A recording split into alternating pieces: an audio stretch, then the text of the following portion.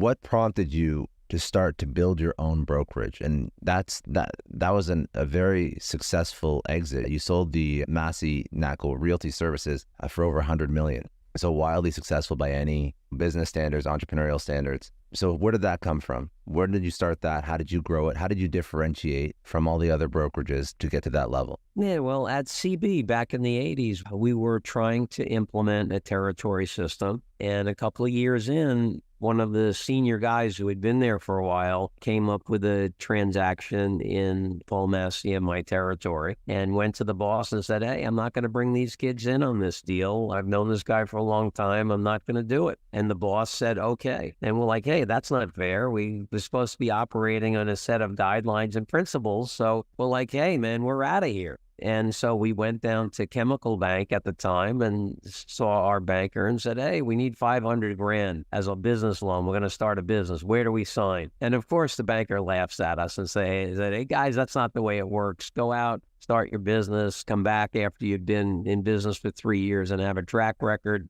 And maybe we'll talk about giving you a revolving credit line. So we were depressed, went back to the office. And for the next 2 years, we saved money out of every transaction we did, saved up enough. We had about 400 grand to start the business. And went and in November of 88, started our firm. We were absolutely dead set on having an operating platform that we would not deviate from in any way, so that another young guy wouldn't feel like he was not being treated fairly. So the rules in our platform applied to us just as it did to somebody's in their first day on the job. And that worked out really well for us. So we implemented a geographic territory system. There were rules and guidelines. It incentivized expertise. It incentivized collaboration and was a key ingredient in the success that the firm had.